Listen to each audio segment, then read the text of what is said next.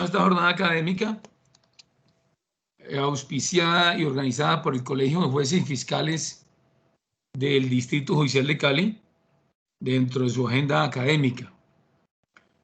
Hoy tenemos la especial presencia de la doctora Laura Navarro Barahona, de nacionalidad costarricense, quien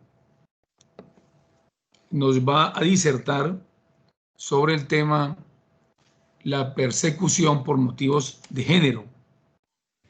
La doctora Navarro Barahona es bachiller en Derecho cum laude probatus en la Universidad Autónoma de Centroamérica, licenciada en Derecho summa cum laude probatus, Universidad Autónoma de Centroamérica, abogada, notaria pública, tiene como publicaciones a propósito de la aplicación de los artículos 169, inciso 1 y 2, 170, parágrafo primero del Código de Familia, una mirada con los lentes del género, en la revista de Ciencias Jurídicas 107 de San José de Costa Rica. Un artículo hacia una perspectiva de género en las ciencias jurídicas, en la revista de Ciencias Jurídicas 110 de San José de Costa Rica. Un artículo persecución por motivos de género, publicación en línea, Biblioteca del Instituto de Investigaciones Jurídicas de la Universidad Autónoma de Centroamérica. Doctora Navarro, le doy la bienvenida y, como le decía, toda la gratitud del Colegio de Jueces y Fiscales del Distrito Judicial de Cali, de la República de Colombia. Y le dejo a usted el auditorio. Es bienvenida, doctora. Bueno, muchas gracias por la invitación, gracias a la Asociación del Colegio de Jueces y Fiscales de Cali por esta invitación, por permitirme pues compartir con ustedes y aprender un poco de ustedes también esta tarde ya del 1 de diciembre. Aquí en Costa Rica estamos celebrando el Día de la Abolición del Ejército, que para nosotros es bastante importante que sea un Estado, una república sin ejército. Entonces hoy nos encontramos celebrando esa fecha. Pues mi tema, persecución por motivo de género a la luz de la Convención sobre el Estatuto de los Refugiados. Yo quisiera empezar, antes de decirles cómo es que voy a desarrollar el tema, me gustaría leerles sobre la Convención sobre el Estatuto, que es de 1951. El capítulo 1, en cuanto a disposiciones generales, artículo 1, apartado A, inciso 2, que dice así: disposiciones generales, definición del término refugiado, que como resultado de acontecimientos ocurridos antes del 1 de enero de 1951 y debido a temores fundados de ser perseguido por motivos de raza, religión, nacionalidad, pertenencia a determinado grupo social u opiniones políticas, se encuentre fuera del país de su nacionalidad y no pueda o a causa de dichos temores, bueno, no quiera estar en el país en donde está. Lo que de aquí me interesa, antes de iniciar con el desarrollo del tema, es que son 5 los motivos que se da: raza, religión, nacionalidad, pertenencia a determinado grupo social y opiniones políticas.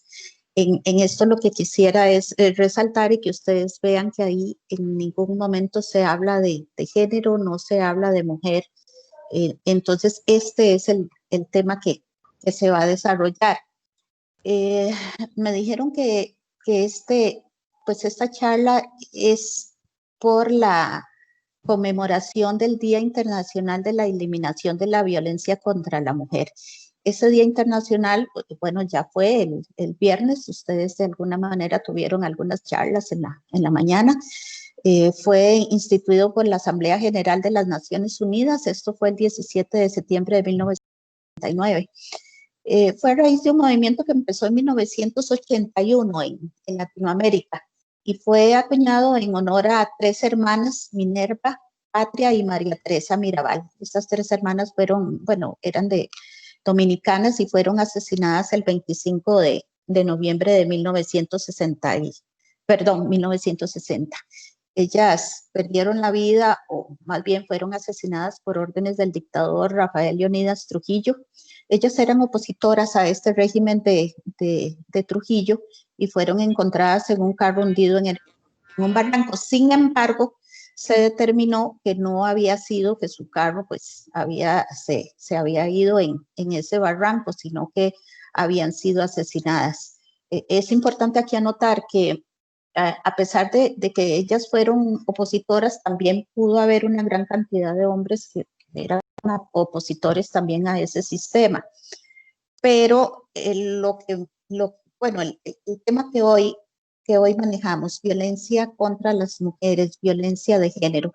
Ellas, antes de ser asesinadas, fueron brutalmente abusadas. 2 de ellas fueron violadas y fueron abusadas de diferente forma, que es precisamente la diferencia que existe, que muchas veces, aún siendo el mismo motivo por el cual son asesinados, sí, en tratándose de mujeres, entonces se va un poco más allá y por lo general son violentadas sexualmente antes de ser asesinadas. Entonces las Naciones Unidas propuso ese día y ese es el día que se está celebrando el 25 de noviembre para de alguna manera sensibilizar sobre lo que está sucediendo con respecto a nosotras las mujeres y nuestros cuerpos. Perdón. Entonces, para abordar el tema, ¿qué es lo que vamos a hacer? Primero, ¿por qué hablar de violencia a la mujer? ¿Qué tiene que ver la violencia doméstica? ¿Qué tiene que ver el 25 de noviembre? Que ya indicamos que es referente a la violencia hacia la mujer y qué tiene que ver el Estatuto de los Refugiados. Para esta charla yo les pediría que de alguna manera nos pongamos los lentes del género. ¿Qué significa esto?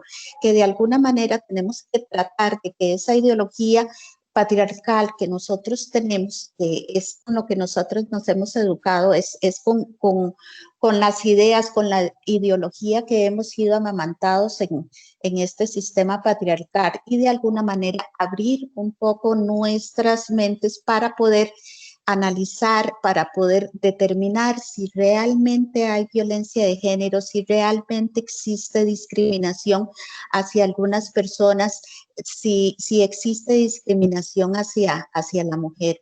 Entonces, tenemos que tratar no tal vez de escuchar para atacar, sino en escuchar para tratar de analizar cuál es el tema que se va a tocar y de qué manera es que si realmente se está afectando o no a nosotras las mujeres. Entonces, debemos reconocer, deconstruir y reconstruir. ¿Qué significa esto? Reconocer si hay discriminación, reconocer si realmente en un sistema patriarcal como en el que nosotros estamos, de alguna manera nosotras las mujeres estamos en un segundo lugar. Si somos personas, si pero realmente es el hombre y si hay relaciones asimétricas de poder. Entonces, reconocer si existe o no un problema hacia las mujeres. De construir, ¿por qué? Porque de existir alguna discriminación, de existir violencia hacia las mujeres diferente a la violencia que se ejerce entre los hombres,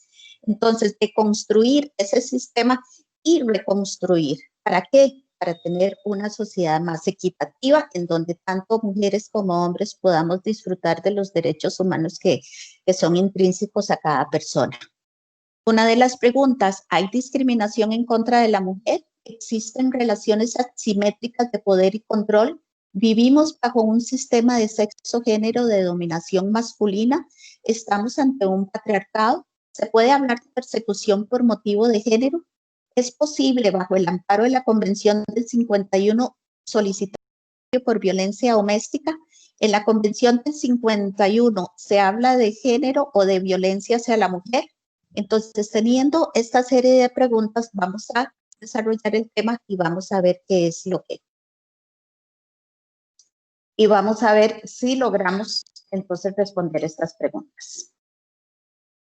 Primero tenemos que ver qué es sexo-género, porque mucho hablamos y entonces decimos que el género, esta es una palabra que está satanizada a nivel mundial, está satanizada aquí en nuestro país, está muy satanizada, porque se dice que la ideología de género, que esas personas lo que quieren es acabar con la paz, que se quiere abortar a los niños, que las mujeres quieren ser iguales a los hombres. Entonces, de alguna manera se ha confundido todo esto del término género y se ha satanizado. En realidad no es eso de lo que se trata, pero eso lo vamos a ir viendo. Entonces, ¿qué es sexo? Sexo se refiere a las diferencias biológicas que existen entre hombres y mujeres.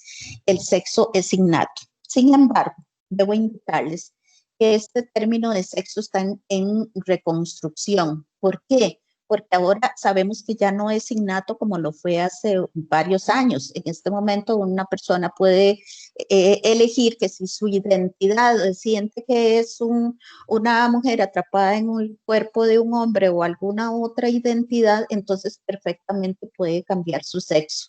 En este momento, entonces, se está considerando, además de que sabemos en este momento que hay personas, los hermafroditas, que nacen con los dos sexos. Entonces, ya se está discutiendo porque este término también trae a lo que es la discriminación, pero se indica que es innato.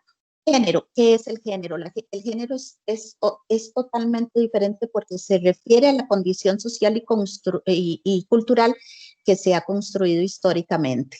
En nuestra sociedad significa el deber ser que tiene una mujer y el deber ser que tiene un hombre. Está determinado por la cultura, está determinado por el momento histórico que se está viviendo. Se refiere a características, se refiere a roles, se refiere a actitudes y se refiere a valores. Al ser una construcción social, es modificable. Entonces, si en este momento tenemos que las mujeres y los hombres tenemos que cumplir ciertos roles para ser la mujer o el hombre que se pretende en nuestra sociedad, si está mal establecido, puede ser modificable. Ser hombre o ser mujer puede ser diferente en una cultura a otra y también puede ser en cuanto a género, ¿verdad? En cuanto a género, en qué es lo que esperamos que sea la conducta de un hombre y qué es lo que esperamos que sea de la conducta de una mujer. Entonces, hablar de género no es hablar de hombre o de mujer, es hablar de las consecuencias de esa construcción social, tanto para los hombres como para las mujeres. Veamos esta pirámide. Esta pirámide trata de androcentrismo. ¿Qué significa esta palabra? Esto es que nuestra sociedad patriarcal tiene como parámetro de lo humano al hombre. Si tenemos las raíces que tenemos aquí en Latinoamérica cristianas o monoteístas de un solo Dios, sea judío o sea de otro tipo, en donde está Dios en primer lugar. Después de Dios está el hombre y después del hombre está la mujer. Vemos también en la pirámide donde hay un hombre al lado derecho, abajo, y hay una mujer al lado izquierdo, abajo también. Entonces, a los lados se indica características físicas y sociales, al lado derecho se indica que son roles. Y entre el Dios y el hombre hay unas palabritas que significa deber ser. El deber ser, cuanto más podamos llegar nosotros al deber ser que la sociedad nos ha indicado que debe ser para hombre y para mujer, vamos a tener un valor más grande en la sociedad. Este hombre que está allá en la cúspide y que solamente está debajo de Dios no es cualquier hombre, ni se trata del hombre que está allá abajo. Esas escalerillas que escogí yo para representar esta pirámide de la sociedad, se trata de los valores de las personas. Tenemos el gran problema de que en esta sociedad las personas valen de acuerdo a sus características físicas, a sus características sociales y a los roles. Al ser el hombre el parámetro, no es cualquier hombre, no es el hombre que está en la esquina, no es cualquiera el que trabaja en un banco, no es ese el hombre que está ahí arriba. Ese hombre que está ahí arriba es el que muchas veces podemos llamar como el Ken. Yo no sé si allá en Colombia tienen bueno, me imagino que sí, porque es casi a nivel mundial los muñecos de la Barbie. ese hombre tiene que ser un hombre alto, tiene que ser un hombre blanco, tiene que ser un hombre de ojos celestes, tiene que ser rubio, tiene que tener mucho dinero, tiene que ser un profesional, tiene que tener el cuerpo del gym, que decimos ahora, un cuerpo atlético. Entonces ese es el parámetro, es lo que todo hombre desear hacer en esta sociedad para tener valor, porque desgraciadamente pues esas características son las que nos dan el valor o el no valor en esta sociedad. Entonces, ese es el parámetro, ese es el deber ser. El hombre que en estos países que maneje la religión, que sea una figura pública, que sea reconocida por todas las personas, que sea visto como el hombre más guapo y mejor para las mujeres, ese es el hombre que es el parámetro. Pero debajo del hombre, y gracias también a nuestro sistema capitalista que se dice Dios, hombre, y la cabeza del hogar es el hombre, viene la mujer. Esa mujer tampoco es cualquier mujer. Esa mujer es la que cumple las características de lo que todas las mujeres se supone pretendemos ser. Las que se nos ha explicado, por ejemplo, o la que se nos ha mostrado en las películas de Disney, por ejemplo, lo que es la Bella Durmiente, lo que es el Blancanieves, que si ustedes ven, bueno, pues ya en las últimas películas se ha venido sacando otro tipo de mujeres, pero se insiste en lo que es la Barbie, que es la mujer delgada, que es la mujer alta, que es la mujer rubia, que es la mujer que tiene los ojos claros. Entonces, ¿qué es lo que pasa? Que si esa mujer es el parámetro, lo que cada mujer quiere en la sociedad alcanzar, cuanto menos de esas características tenga, menos valor va a tener esta mujer en la sociedad. Entonces se va bajando la escalerilla, se va oscureciendo la piel, porque la persona en nuestra sociedad vale menos cuanto más pigmento tenga la piel, se va engordando, ya esa figura de la Barbie, se va oscureciendo el cabello, los ojos ya llegan a ser negros. Entonces todas esas características que nosotros encontramos que no son para ser el parámetro de la mujer o del hombre, como lo dije antes, entonces se va teniendo cada vez menos valor hasta llegar a esa mujer que tenemos allá abajo.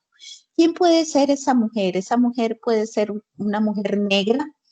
Su cabello sabemos que jamás va a ser rubio, sabemos que esa mujer posiblemente va a ser gorda, lo que no se quiere en la sociedad, que esa es la figura que nos venden, es una mujer que no tiene profesión, que no tiene trabajo, que posiblemente está metida en drogas y que tal vez hasta sea discapacitada y por último hasta puede ser que tenga SIDA. Entonces, ¿qué pasa?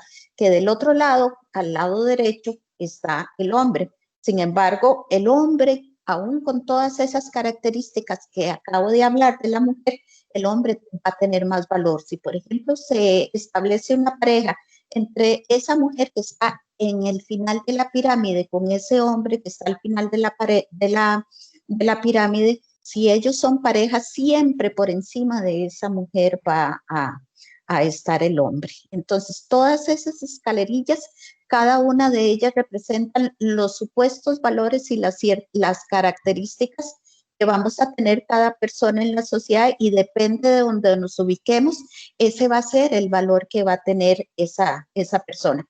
Si es una persona bajita, está más abajo. Si tiene cierta estatura, va a estar un poquito más arriba. Entonces, conforme vamos escalando y nos acerquemos más a ese parámetro, ese es el valor que vamos a tener. ¿Qué significa esto? Que nosotros en esta sociedad tenemos jerarquía de valores, una jerarquía de valores que incluso llegan a ser, llegan a establecer poderes asimétricos. Tenemos un doble parámetro en donde las acciones, ya sean realizadas por un hombre o una mujer, siendo la misma acción, el resultado o la forma en que lo ve la sociedad son totalmente diferentes. Aquí, por ejemplo, vemos el hombre ha sido asignado a través de la historia al ámbito público, la mujer al ámbito privado. Al hombre se le ha establecido como una persona asertiva, perdón, a la mujer como negativa. El hombre es fuerte, la mujer es débil.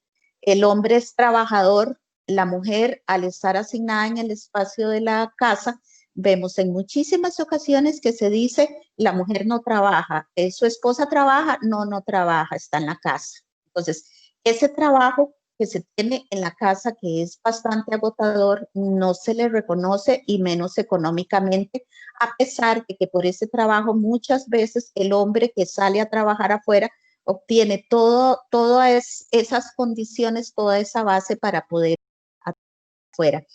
El hombre es inteligente, se dice que la mujer no es inteligente, lo escuchamos incluso cuando una mujer maneja un vehículo, el hombre sabe manejar, la mujer es torpe, no puede manejar tan bien como un hombre es sosegado, una mujer es histérica, un hombre es valiente, la mujer es miedosa, el hombre tiene la obligación, de acuerdo a la sociedad, proteger a su mujer, sus hijos e hijas. En cambio, la mujer más bien requiere la protección y no es cualquier protección, es la protección de un varón. El hombre debe sancionar, debe corregir. La mujer debe ser corregida y corregida por el varón. Históricamente encontramos muchísimas leyes, muchísima normativa en los ordenamientos jurídicos de cada país, en donde antes se le decía que el hombre tiene la obligación de corregir a su esposa y a sus hijos. Y era corregir sin siquiera decir de qué forma se podía corregir, y de ahí mucha violencia que se ha venido dando. Y una de las características que más me preocupan es que el hombre es proveedor y a la mujer se le debe mantener, porque este asunto de que el hombre sea proveedor crea una relación de dependencia económica que viene a influir gravemente en las relaciones de poder dentro de un hogar. Tenemos opuestos en esa jerarquía de valores.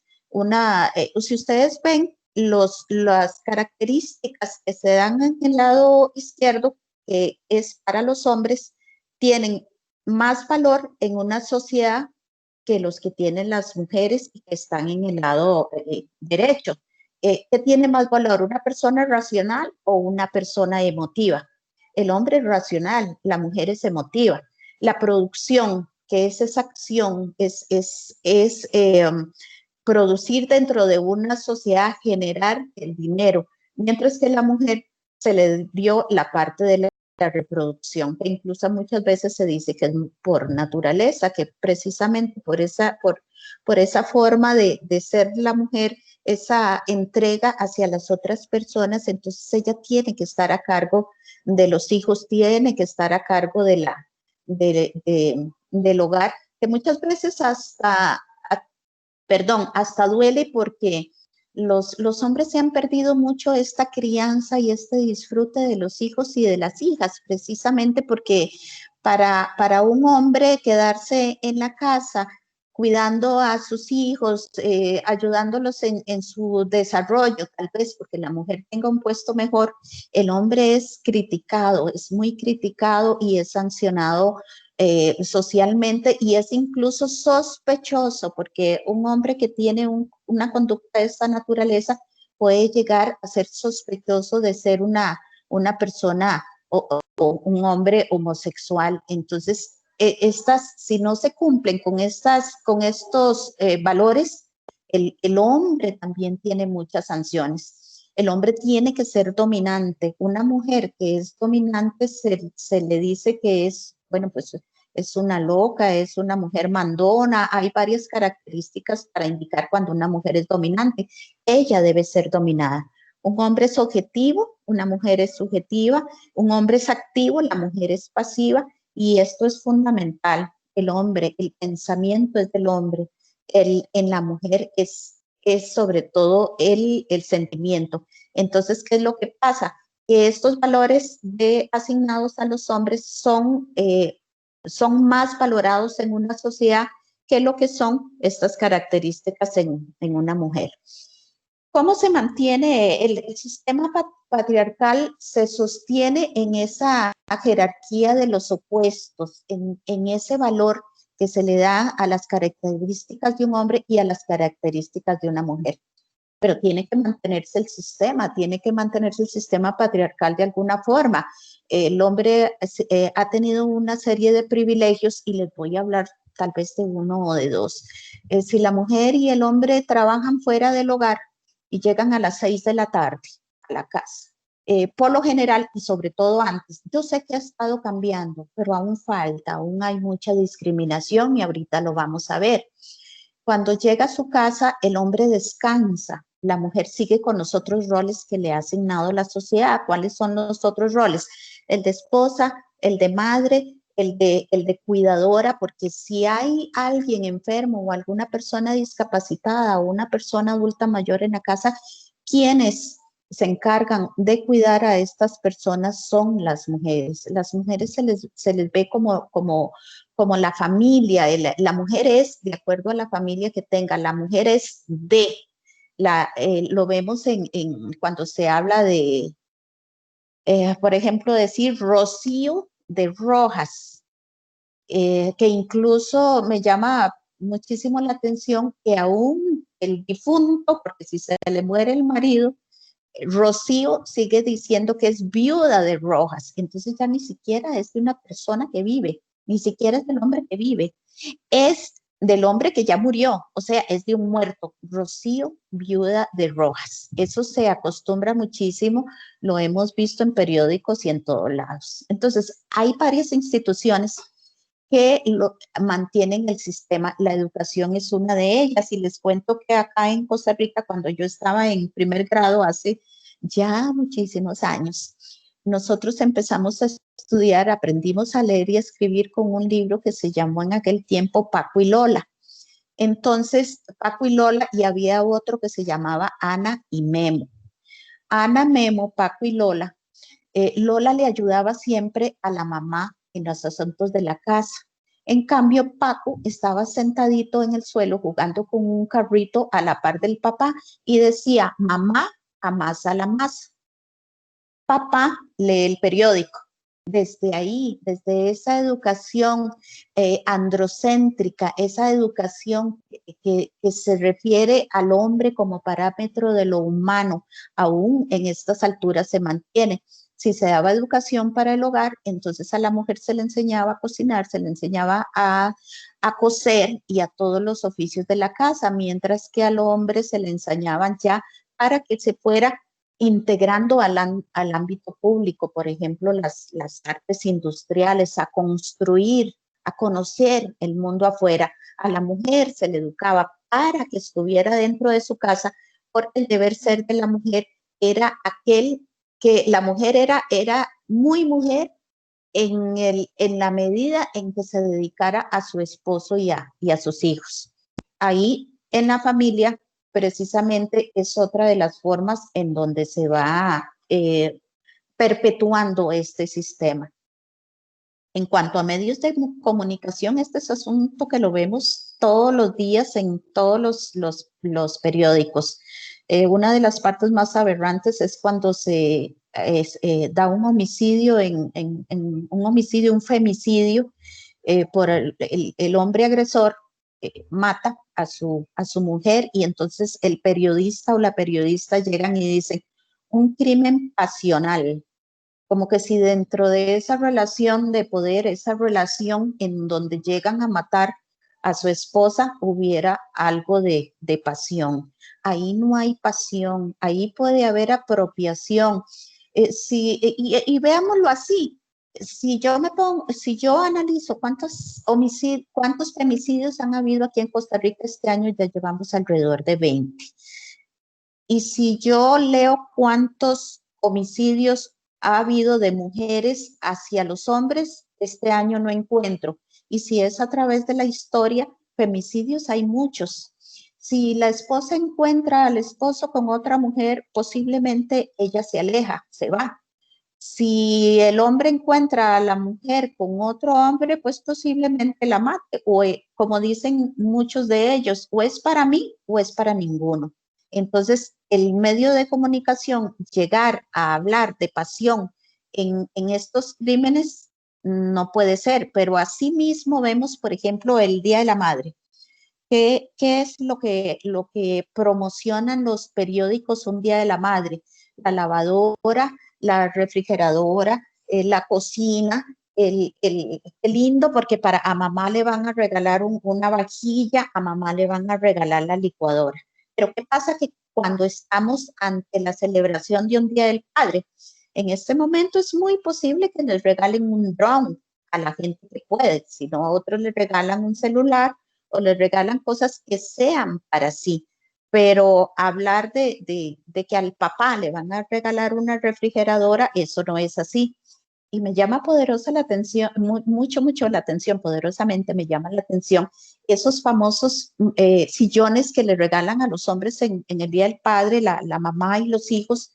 Es un sillón reclinable, grande, que tiene que tener el espacio para poner su cerveza, su trago, su fresco.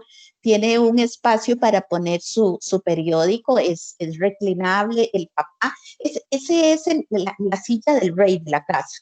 En muchísimos hogares en Latinoamérica vemos, o de origen latinoamericano, entramos a las casas y lo que está es ese pedestal, está esa silla del rey, ese asiento confortable que se merece el hombre porque salió a trabajar. Y yo algunas veces busco el de la mujer para ver en dónde está, porque después de ese arduo día de trabajo, más llegar a encargarse de los otros roles que tiene la mujer, y no lo encuentro. Curiosamente, eso es parte precisamente de esos valores que se le dan al trabajo de la mujer y al trabajo del hombre.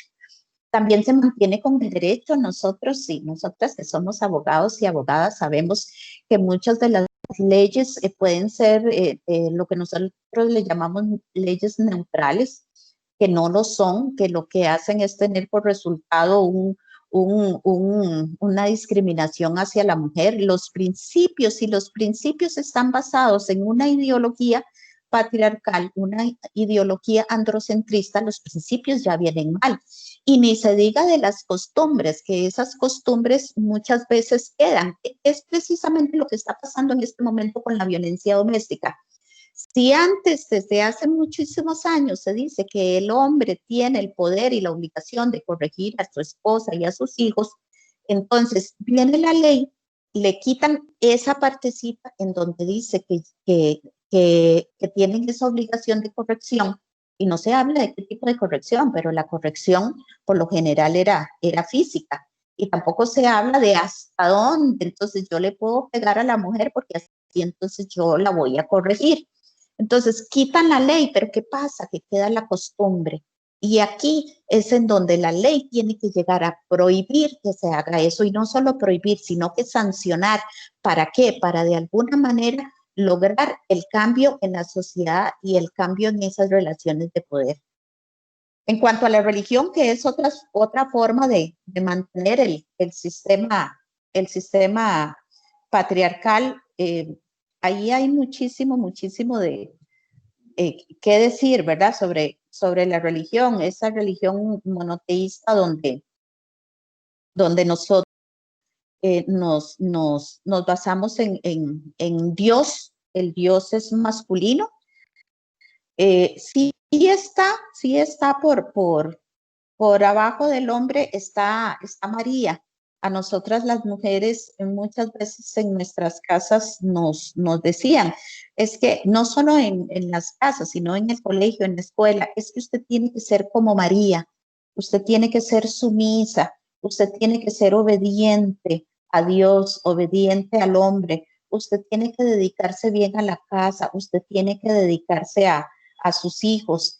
Y entonces viene la Biblia también y habla de una serie de llamados o tal vez casi sí, de llamados que le hacen a la mujer de la obediencia que le tiene que dar al hombre. Eso empieza desde el Génesis, porque en el Génesis ustedes lo saben, aquellas personas que, bueno, que son católicas o de alguna de estas religiones cristianas, en donde se dice que la mujer fue creada precisamente para servir al hombre hombre. Dios vio que el hombre estaba muy solito y entonces a la mujer, e incluso se dice que lo mandó como siendo parte de la costilla, le quitó a él una costilla y entonces nos crió a nosotros para que nosotros viniéramos a servirle a él. Entonces así pues queda muy bien para mantener este sistema. Me gustaría, les voy a leer únicamente algunas partecitas de la Biblia. Por ejemplo, dice Timoteo, dice que la mujer aprenda calladamente con toda obediencia. La mujer aprenda en silencio con toda sujeción. Dice en Corintios 14:34, primera de Corintios, las mujeres guarden silencio en las iglesias porque no les es permitido hablar. Antes bien que se sujeten, como dicen también la ley. En 1 de Timoteo 2:10, sino con buenas obras como corresponde a las mujeres que profesan la piedad. Tito 2:5 dice, a ser prudentes, puras, hacendosas en el hogar, amables, sujetas a sus maridos, para que la palabra de Dios no sea blasfemada. Así en muchísimos otros está Génesis, a la mujer dijo, en gran manera multiplicaré tu dolor en el parto, con dolor darás a luz a los hijos y con todo tu deseo será para tu marido y él tendrá dominio sobre ti. Entonces, la religión también ayuda a perpetuar esto y la naturaleza ni para qué, ¿verdad? Porque si a nosotros a nosotras nos dan ciertos valores es precisamente por naturaleza. Entonces, por naturaleza nosotros somos personas que deben de estar en el hogar y en el cuidado de las otras personas. Tengo aquí una casita que dice tocar la puerta. Yo lo pongo así porque la protección hacia la mujer se daba o se empezó a dar hacia afuera, en el ámbito público. En el ámbito privado nadie se podía meter. Entonces había un hogar, había una casita donde estaba el esposo, la esposa, los hijos. Si pasaba alguien, por ejemplo, o las vecinas y vecinos sabían que ahí existían problemas, que existían golpes, que existían gritos, que existía abuso de parte de la persona agresora, en este caso vamos a hablar, como estamos hablando del Día Internacional contra la Eliminación de la Violencia a la Mujer, entonces yo me voy a encargar a hablar más de lo que es la violencia a la mujer sin olvidar que también existe violencia doméstica hacia el hombre, que sean menos casos, pero históricamente nosotras hemos sido discriminadas y en tratándose del 25 de noviembre, entonces les pido que se me permita hablar de la violencia hacia la mujer, de hablar de la mujer agredida y del hombre agresor por el tema que estamos tratando. Entonces, dentro de esa casa, el Estado debía proteger, debía entrar, debía tocar la puerta, sin embargo no se hacían y lo que decía la gente es, los problemas de un matrimonio ellos lo arreglan debajo de las cobijas. Claro, muchas veces no fue debajo de las cobijas, terminó arreglándose en el cementerio o en el panteón en donde se le llevaba a la mujer a enterrarla porque finalmente el hombre había acabado con su vida, que sucede bastante. Entonces, al darse todo este tipo de cosas, llega 1979, que está a la vuelta de la esquina, realmente estamos hablando de 41 años, y viene este instrumento que se le considera que ha sido el documento jurídico internacional más importante en la historia de la lucha sobre todas las formas de discriminación contra la mujer. Es la Convención sobre la Eliminación de todas las formas de discriminación contra la mujer, se le conoce como la Convención del CEDAW. Fue instituido el 3 de septiembre de 1981 y hay un porcentaje bastante alto, un 96% de los Estados miembros de las Naciones Unidas lo han ratificado. Costa Rica lo ha ratificado. Es importante porque se define qué es la discriminación contra la mujer y además se indica que existe la discriminación contra la mujer, que aún hoy, en el siglo XXI, muchas veces se dice que no existe discriminación, que somos exactamente iguales. Eso no es cierto y lo vamos a seguir viendo en el desarrollo de esta charla. No les dije al inicio, pero si alguna persona, alguno de ustedes, porque la idea es que aprendamos juntos y juntas, entonces si alguien quiere hacer alguna pregunta o quiere hacer un comentario sobre lo que yo estoy indicando, yo no tengo ningún problema en que interrumpan.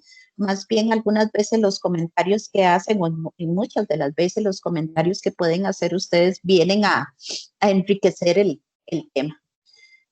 Bueno, continúo. En la discriminación contra la mujer denotará toda distinción, exclusión o restricción basada en el sexo, que tenga por objeto o por resultado menoscabar o anular el reconocimiento, goce o ejercicio por la mujer, independientemente de su estado civil, que se escuche bien, porque muchas veces ya al estar la mujer casada, entonces tiene que sujetarse al marido. Esto no es así. La mujer debe tener el autogobierno, la autonomía para decidir sus asuntos.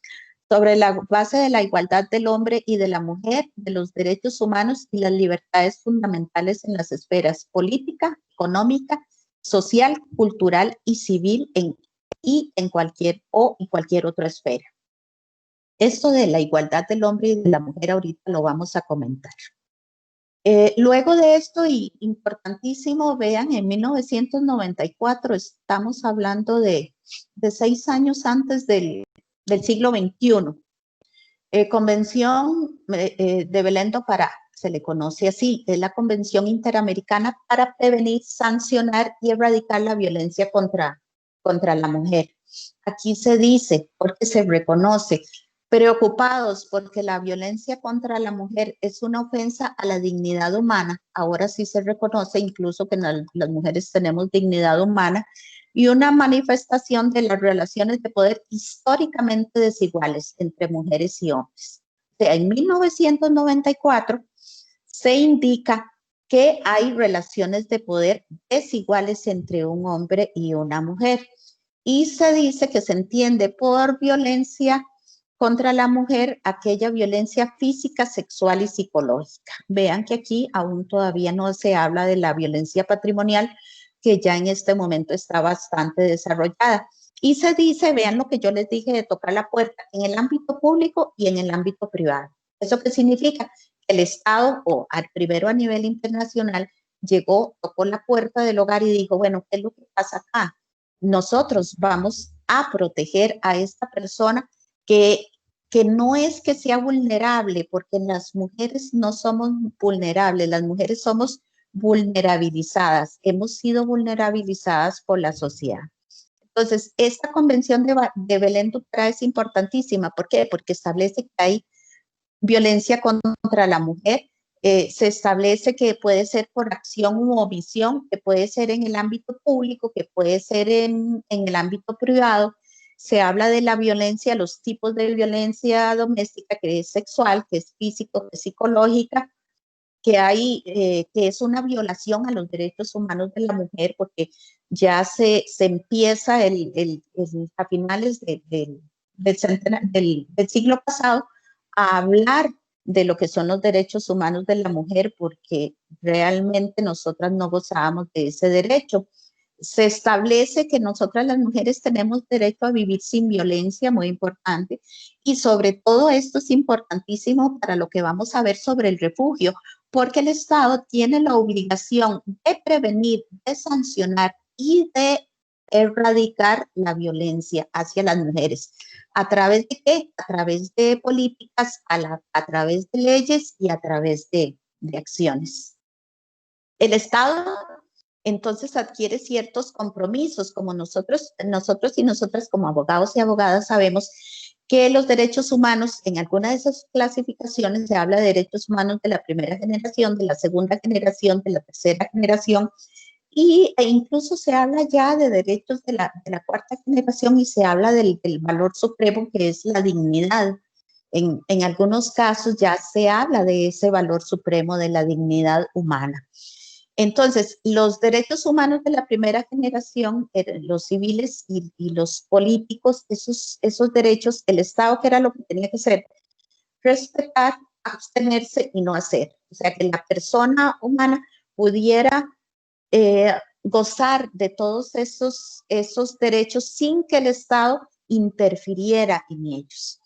Sin embargo, también hay un poder activo que ya viene con la segunda generación de los derechos humanos, que son los económicos, sociales y culturales.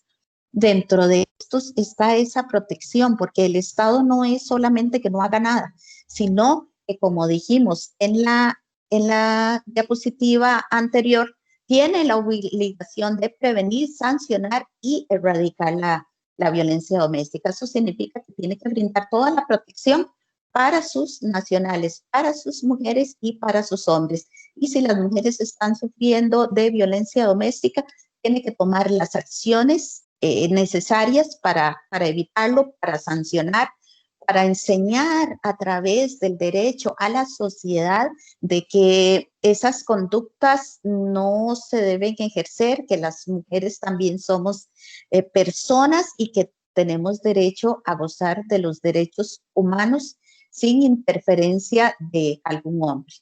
Entonces, vamos a hablar en este momento. Un segundo, por favor.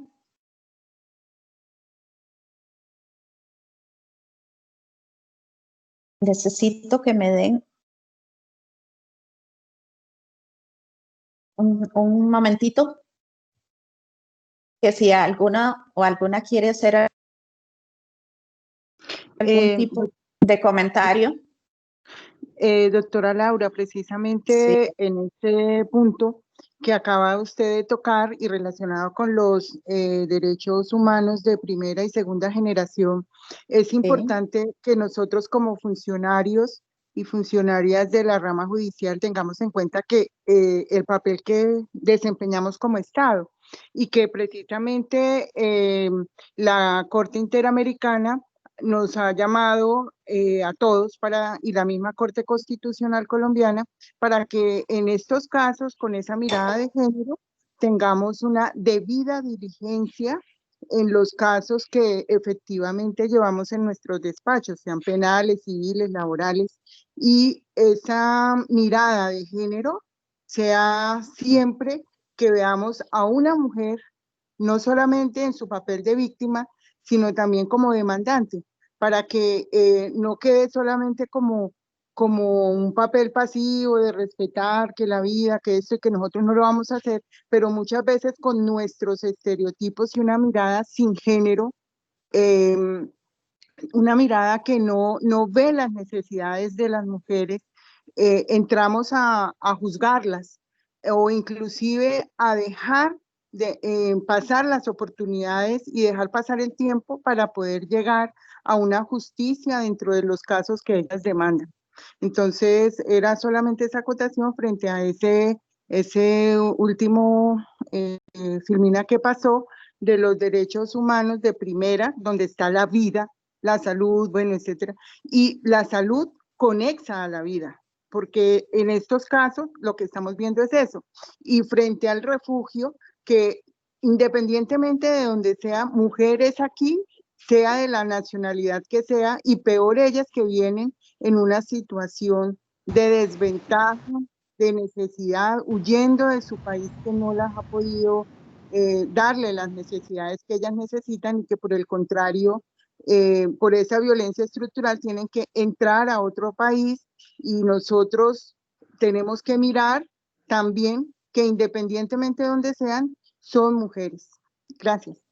Sí, muchísimas gracias. Es cierto, bueno, revictimizar, que muchas veces en la justicia, en los estratos de la justicia, en donde se supone que vamos a encontrar reparación al daño que nos han hecho o que se le ha hecho a alguna de las mujeres, lo que se hace es revictimizar. Esto es, por ejemplo, que llega la mujer y primero se le observa que es mujer y luego se le observa cómo es que va vestida, se le observa cómo es que habla, porque puede ser que se indique, bueno, es que así como andaba vestida, pues por supuesto que le tenía que pasar. Y es que con ese vocabulario, por supuesto que le tenía que pasar. O algo tan sencillo como decir que a una prostituta no se le puede violar, que esas son precisamente revictimaciones.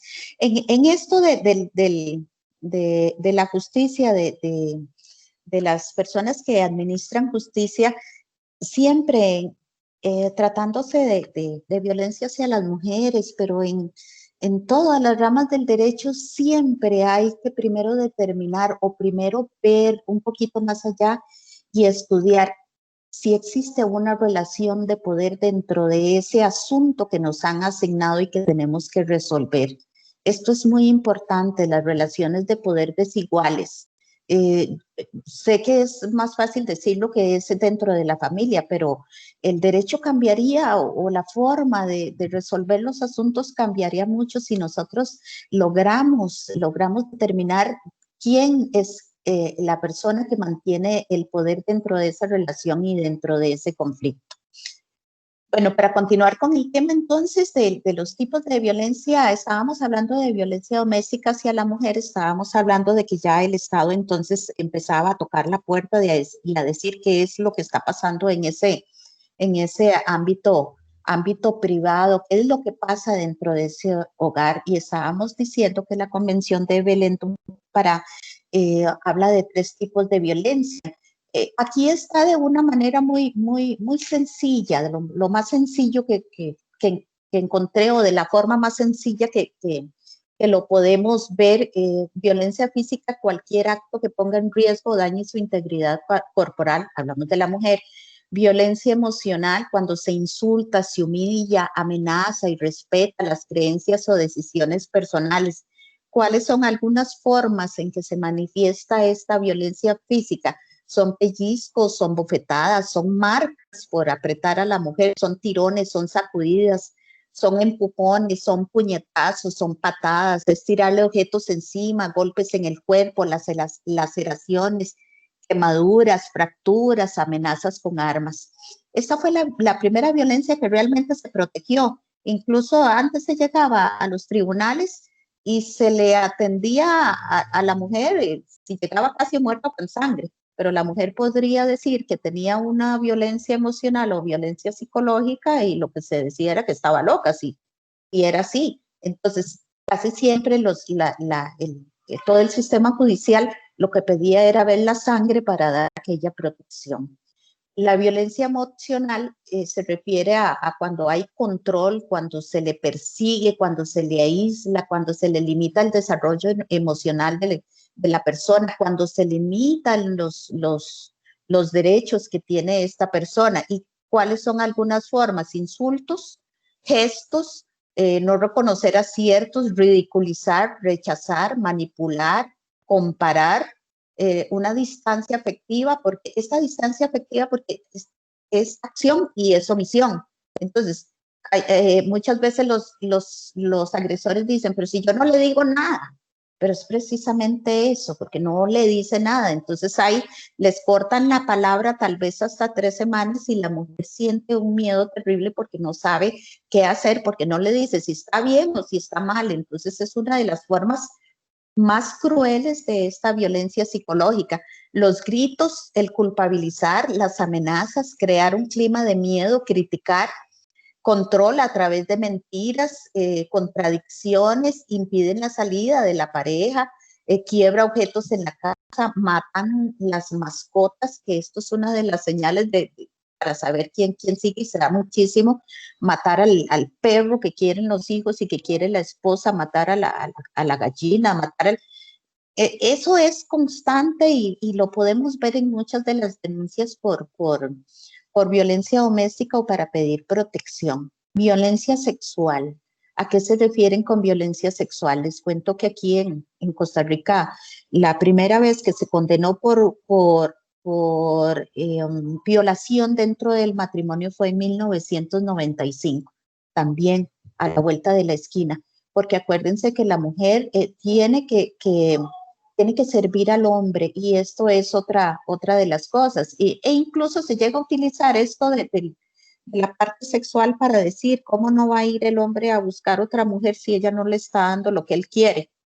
Entonces, tiene que hacer ciertos actos que van en contra de sus pensamientos y de lo que ella quiere, porque antes se debía, y todavía para muchas personas se debía complacer al hombre en la medida de lo que fuera, en la medida de lo que quisiera.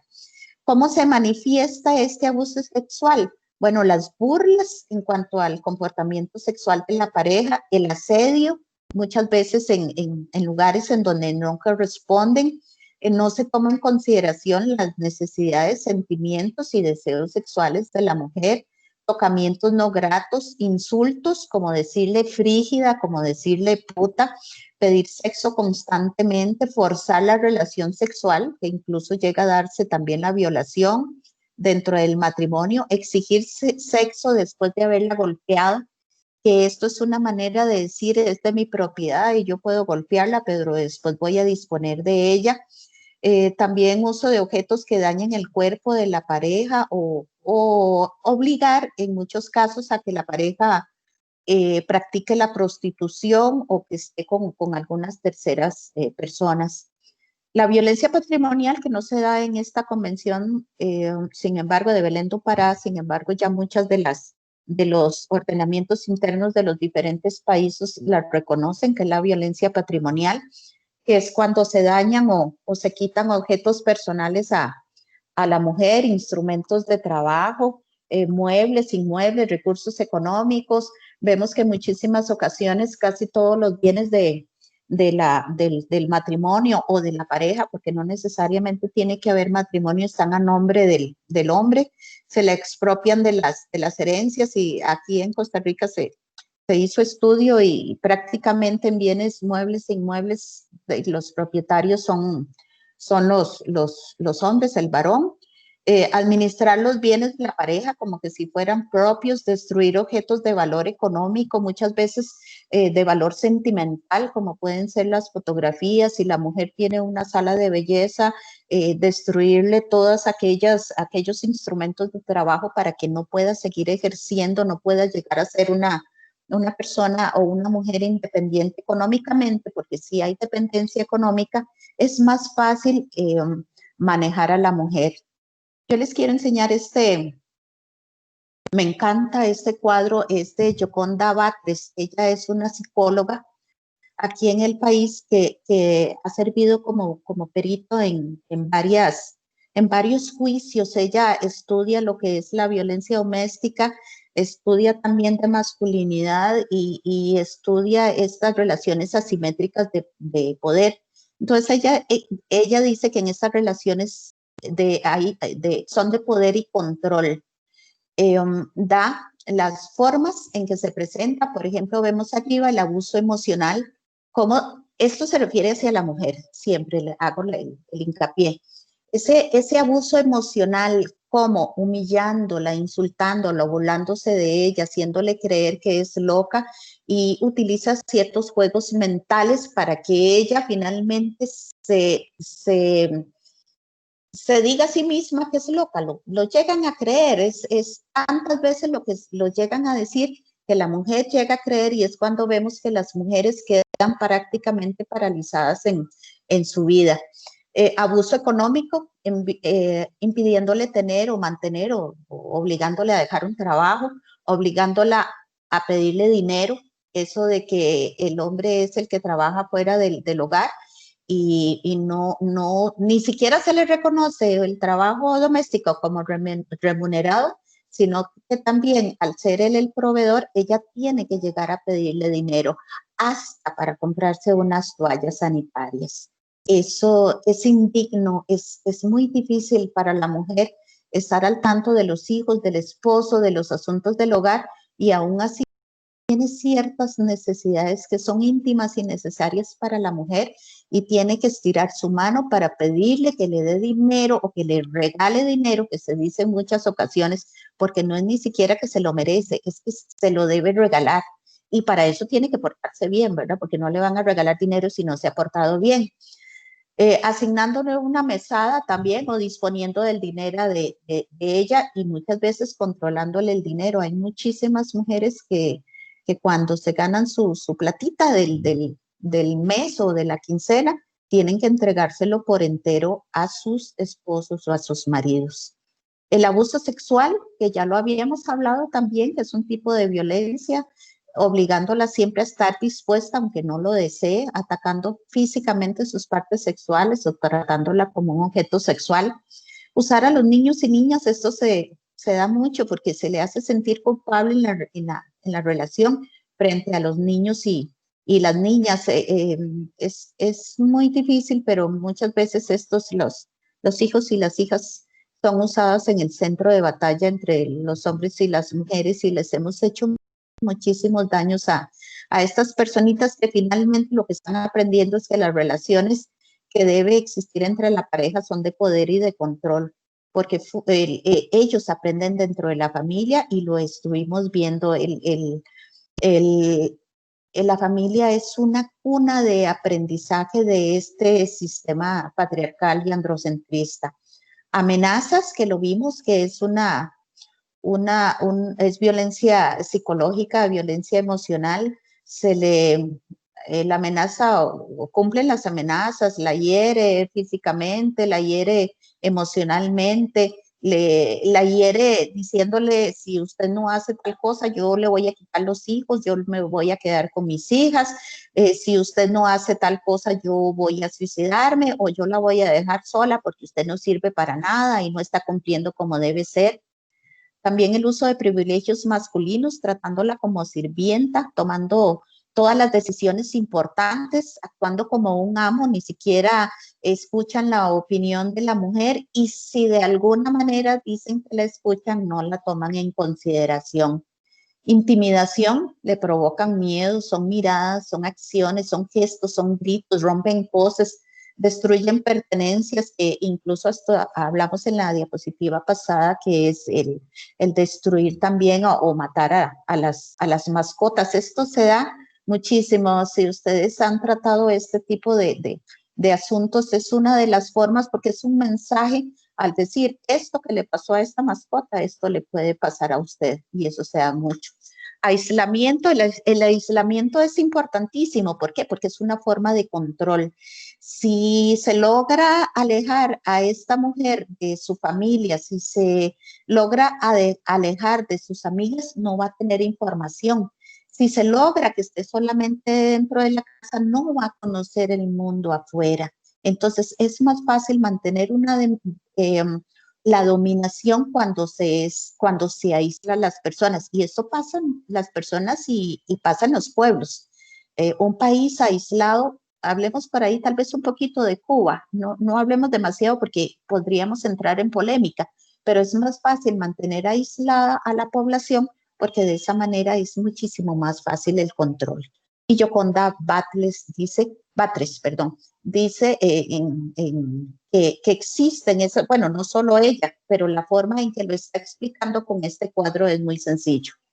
¿Qué es lo que pasa entonces? ¿Por qué si suceden todas estas cosas? ¿Por qué si hay violencia dentro del hogar? ¿Por qué la mujer se queda ahí? ¿Por qué no se va? Entonces se dice, es que le gusta que le peguen, es que le gusta estar ahí, es que no sabe hacer otra cosa.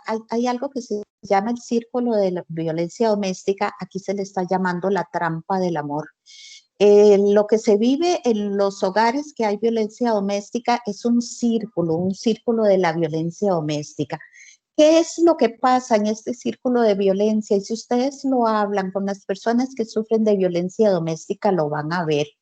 Hay ciertos puntos dentro de ese círculo. Hablamos empecemos por la explosión. Se dio un evento en donde hubo violencia física, donde hubo violencia psicológica, que se ha estudiado que esto cada día va escalando.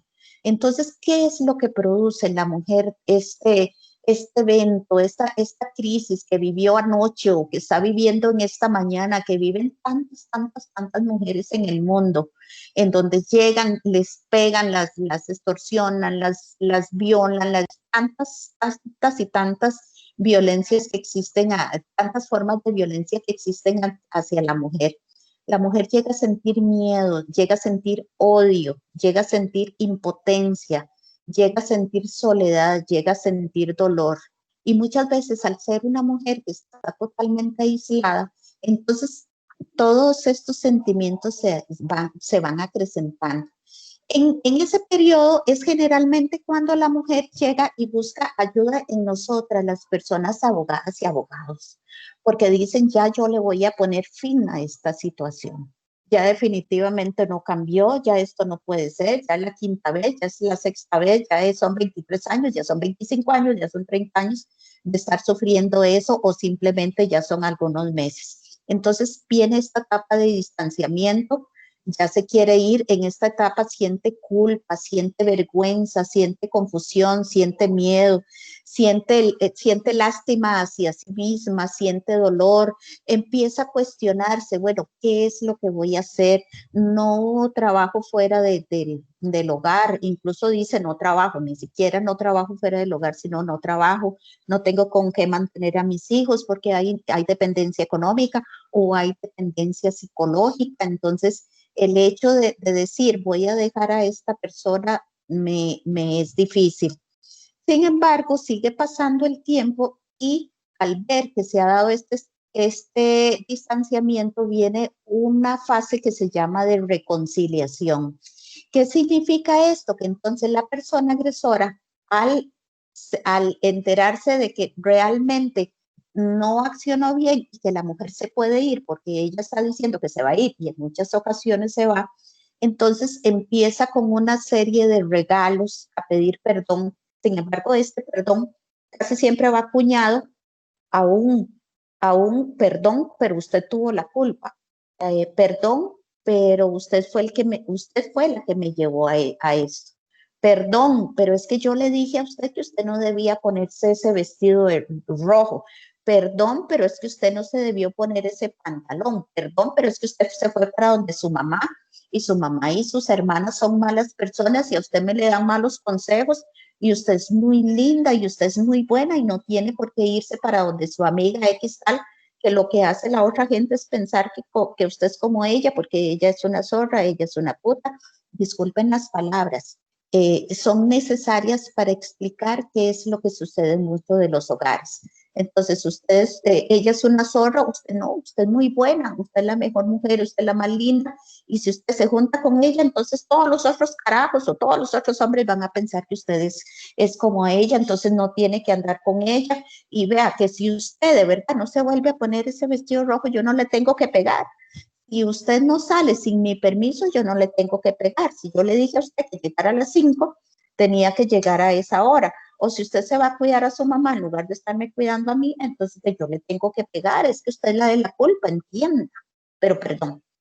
Entonces, en ese círculo, la mujer llega a tener una esperanza de que esta vez, porque además casi siempre se dice, esta es la última vez, yo voy a cambiar, te lo prometo. Si a ella le encantan las fresas, entonces le llega con una canastita con fresas, y le encantan los chocolates, y le llega con flores, le llegan con aquellas rosas soñadas que él sabe que le encantan.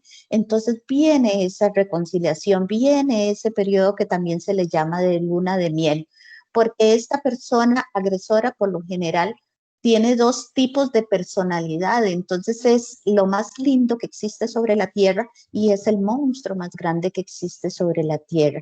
Entonces ella piensa que él va a cambiar y que ya va a ser ese príncipe azul que de por sí ya nos habían leído en los cuentos y ya nos habían dicho en las películas de Disney que si nosotras éramos así muy buenas y muy sumisas y nos dedicábamos al hombre, entonces íbamos a encontrar el príncipe azul. El problema es que no existen los príncipes azules ni existen las princesas soñadas. Existimos personas de carne y hueso que también tenemos defectos, que tenemos virtudes y tenemos muchas cosas, y entonces hacer empatar esas cosas con una ideología que nos ha dicho que son príncipes azules y que somos mujeres princesas va a ser un problema cuando lleguemos a la vida misma de la relación de pareja. Después de esa luna de miel y todo eso, entonces viene otra vez, empieza como a acumularse tensión, entonces ya ella ve que ya la están viendo otra vez feo, como que van a haber problemas, como que ya le va a decir algo, como que ya todo el ambiente vuelve a ser así, y entonces vuelve a haber miedo, vuelve a haber confusión, vuelve a haber ilusión, vuelve a haber lástima, vuelve a haber culpa, y otra vez, después de acumulada esa gran tensión, viene otra vez la explosión. Que ya de eso no nos vamos a entrar a conocer, pero sí sabemos que el círculo se va haciendo cada vez más pequeño, que esa agresión se va acrecentando cada vez más y que puede llegar a la muerte, como efectivamente mucho se ha dado.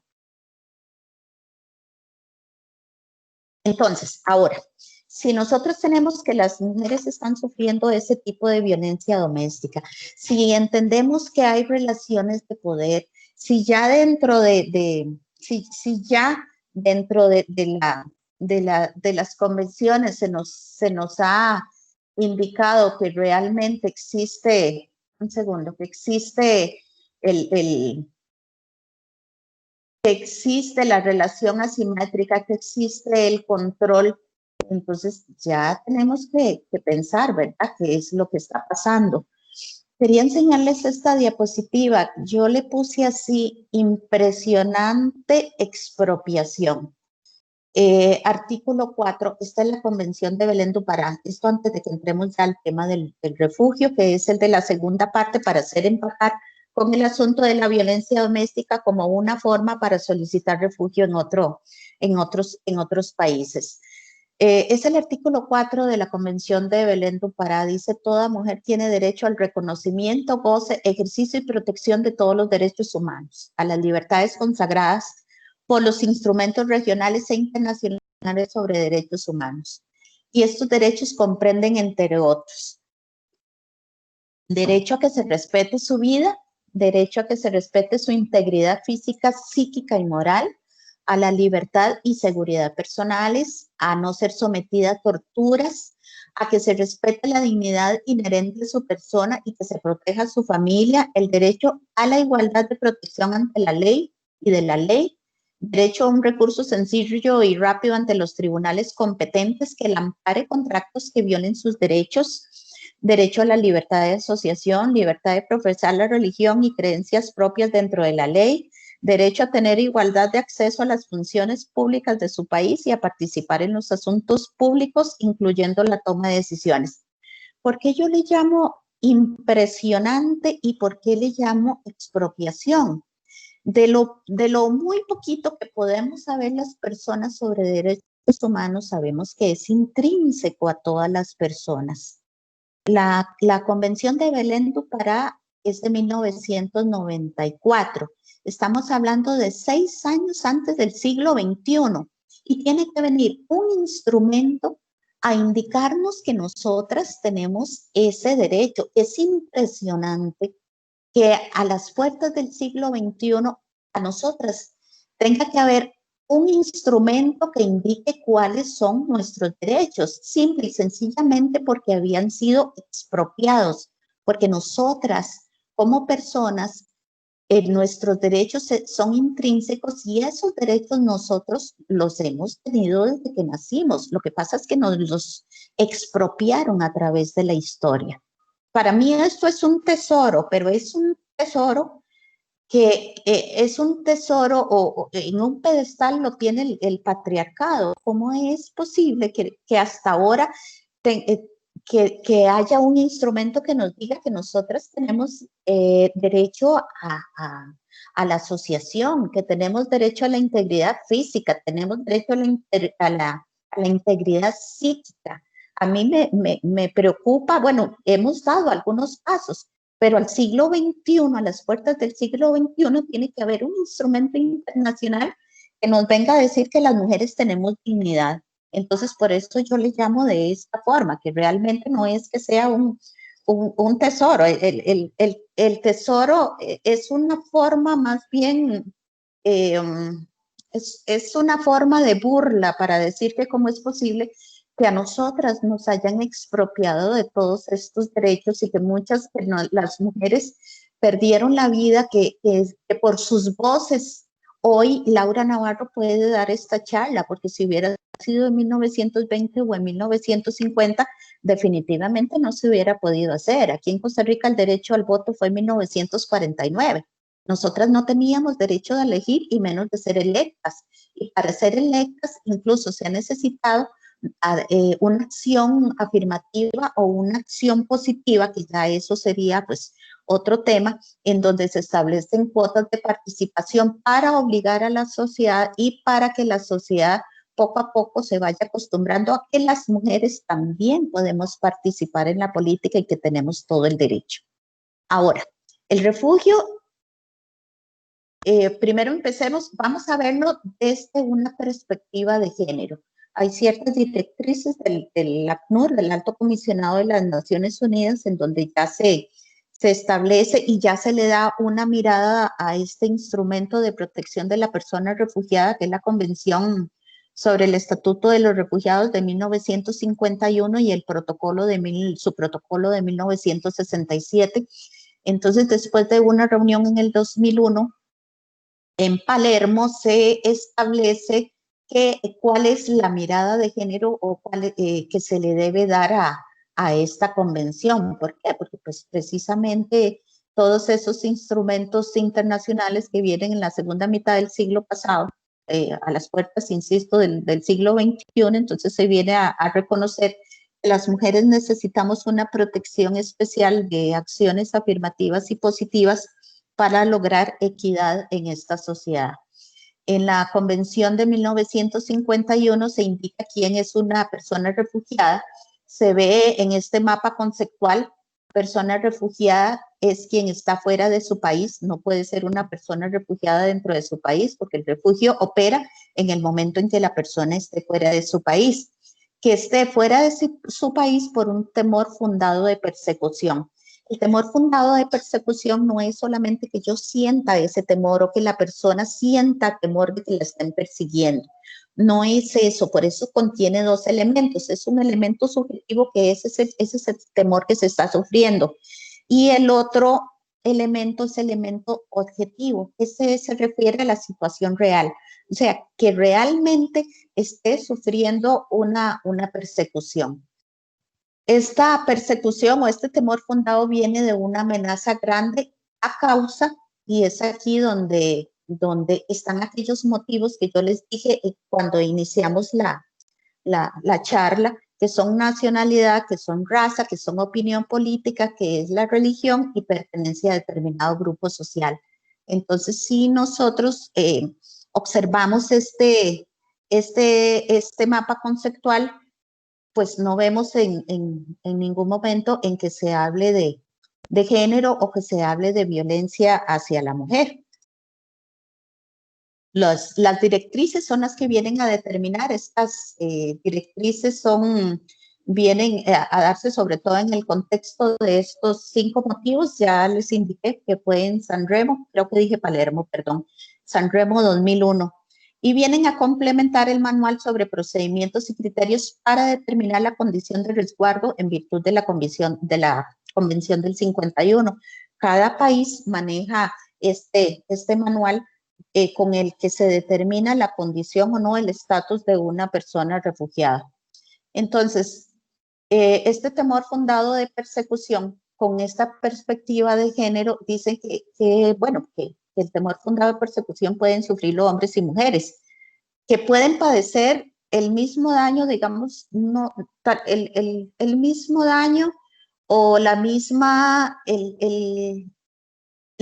acción, pueden padecer la misma acción. Sin embargo, se ha reconocido que los actos perpetrados a las mujeres por el hecho de ser mujeres son más crueles y casi siempre tienen que ver con una parte sexual o de la reproducción. ¿Por qué? Porque para violentarlas se da la violencia sexual, porque hay mutilación genital femenina que no es ni más ni menos que para proteger al hombre y para que la mujer no llegue a tener ese deseo, y de alguna manera entonces el hombre puede garantizar que esa mujer solo va a estar con él porque no va a tener ningún deseo sexual.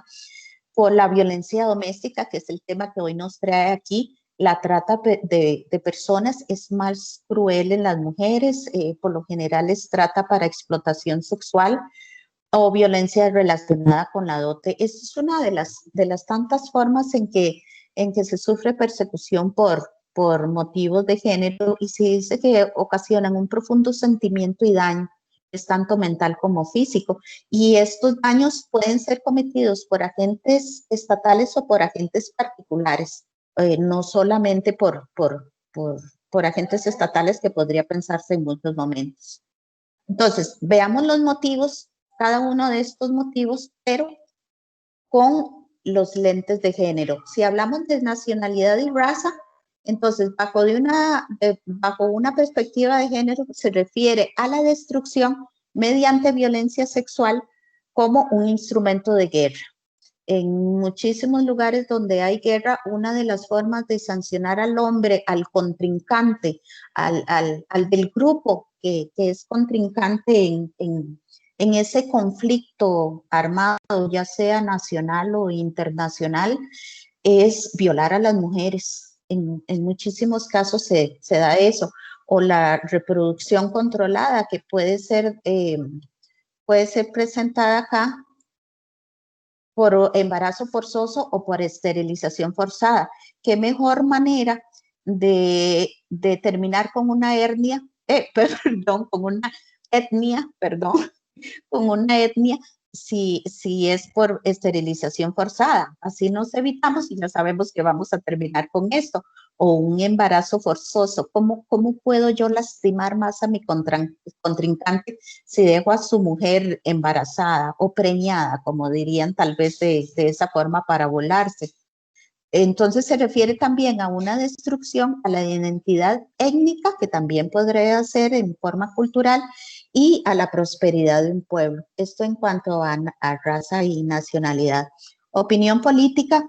Casi siempre las opiniones políticas que se le atribuye a la mujer vienen del hombre. Si el hombre tiene cierta opinión política, se le atribuye que eso tiene que ser a la mujer.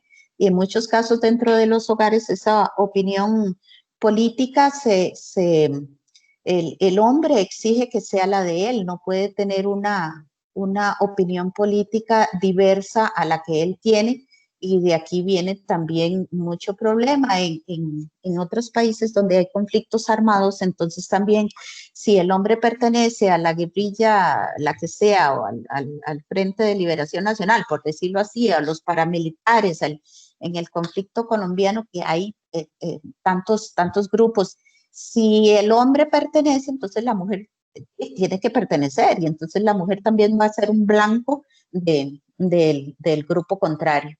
La religión, que de todos modos ya lo vimos, a la mujer se le persigue porque incumple los roles asignados, no usa la vestimenta adecuada, tal vez utiliza controles de natalidad, y acuérdese que muchas veces hay varias religiones que dicen que tienen que tener los hijos que Dios quiera, y al no seguir eso, entonces pueden ser blanco. La mutilación genital, que si alguna mujer no la quiere, entonces también va a ser un blanco fácil, y eso es un problema. O la circuncisión. Aquí abajo donde dice Biblia paralela.com, de ahí fue donde tomé algunos de lo que les había leído, de algunos versículos en donde se indica que la mujer tiene que estar subordinada al hombre, y otros que les leí en ese momento. Ahora, este mapa conceptual, que es bastante grande, es muy importante porque el ACNUR sí indica que puede haber, que se puede pedir refugio por violencia doméstica. También se puede pedir refugio porque al hablar de género no solamente hablamos de mujer, sino que también protege y estudia aquellos grupos que han sido vulnerabilizados. Por ejemplo, el pedir protección internacional a través del refugio por ser homosexual, por ser lesbiana, por escoger una identidad que no es a la que a nosotros o la que la sociedad quiere, ese deber ser, ese hombre y esa mujer.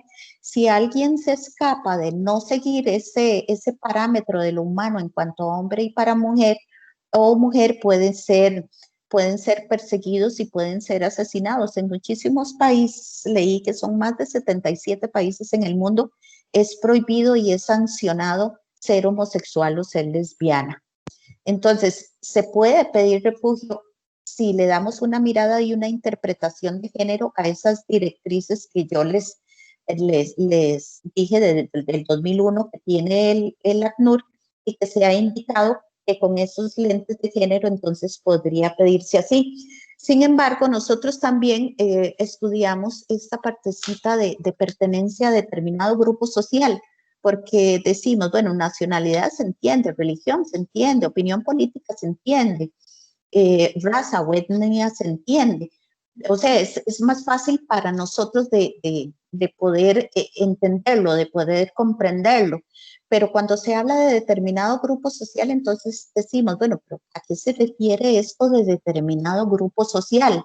Y es precisamente dentro de este determinado grupo social en donde las mujeres víctimas de violencia doméstica pueden constituir un determinado grupo social y pedir el refugio por sufrir de violencia doméstica. Entonces, ¿de qué hablamos de determinado grupo social? Un grupo es un grupo de personas que comparten características comunes. Son dos enfoques los que se tienen para poder conceptualizarlas. Por un lado están las características protegidas que pueden ser inmutables o que pueden ser fundamentales. ¿Cuáles son inmutables? Las innatas. Hablamos de sexo, hablamos de etnia. El sexo siempre, con la salvedad que ya yo les hice, ¿verdad? Que esta palabra tiene que ser redimensionada, tiene que ser reconstruida de acuerdo el vocabulario de todos modos es de acuerdo a una época y a una cultura, y esto es importante porque ya sabemos que no es innato, o es innato pero puede ser modificado, y antes se decía que no podía ser modificado. También aquellas características fundamentales propias de su ser en sociedad, lo que la persona representa en una sociedad, la ocupación o el oficio que tiene, la profesión a la que se dedica, una condición pasada, puede ser de familias que vienen de hace muchísimo tiempo y que tal vez son perseguidas porque ya esas familias tal vez han gozado de ciertos privilegios y ya no se quiere que gocen de esos privilegios, o lo que hablamos, preferencia sexual, que si no se es heterosexual, entonces ya son motivos para ser perseguidos. También, aparte de estas características protegidas, también puede ser conceptualizados a través de la percepción social. ¿Qué significa esto? Que se tienen ciertas características conocidas de un grupo, pero ese grupo puede ser conocido como el grupo de los periodistas, el grupo de los activistas de derechos humanos, el grupo de las abogadas, el grupo de la izquierda, por ejemplo, que antes, que no estamos muy lejos de lo que fue la Guerra Fría, y ahí a las personas de izquierda, a los que se les llamaban los rojos, eran perseguidos, y puede ser un grupo conocido o puede ser un grupo percibido. Entonces el grupo de los homosexuales, el grupo de las feministas locas que siempre andan en las calles pidiendo derechos y jamás van a llegar a ser iguales a los hombres, por decirlo de esa forma. Son grupos percibidos por la sociedad como grupos aparte, y entonces ahí están las periodistas, las mujeres, las personas periodistas, hombres o mujeres, las mujeres víctimas de violencia doméstica, activistas de derechos humanos, ideólogos. Pero esos grupos tienen que contar con 4 elementos que son muy importantes para poder pedir refugio. Primero, que de verdad exista una persecución, que sea visible, que se pueda decir si realmente las mujeres que sufren violencia doméstica son perseguidas.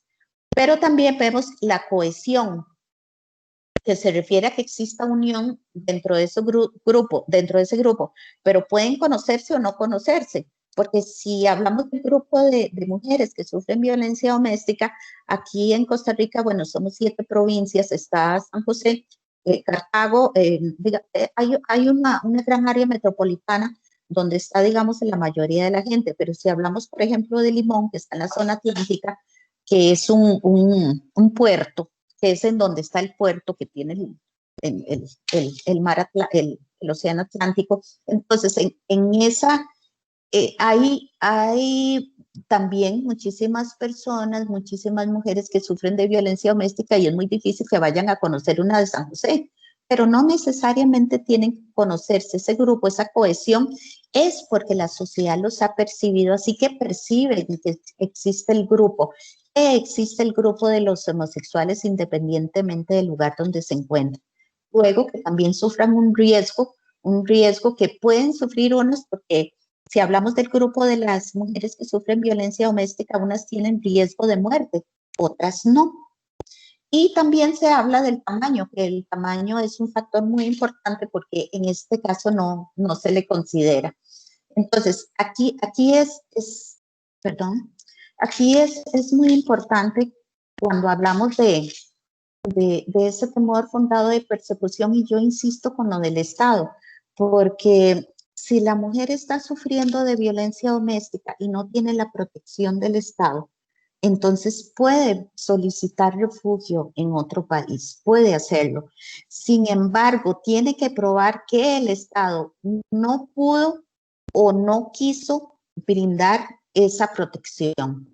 Entonces, si una mujer vive en cierto lugar y se va a 250 kilómetros de donde estaba sufriendo la violencia doméstica y el agresor le llega a ese lugar y entonces decide irse a otro lugar lejano, se esconde en un pueblo y ahí le llega también y se vuelve a ir a otro lugar y entonces sufre esa persecución, solicita medidas de protección, el Estado se las da, pero no se lo da como realmente requiere.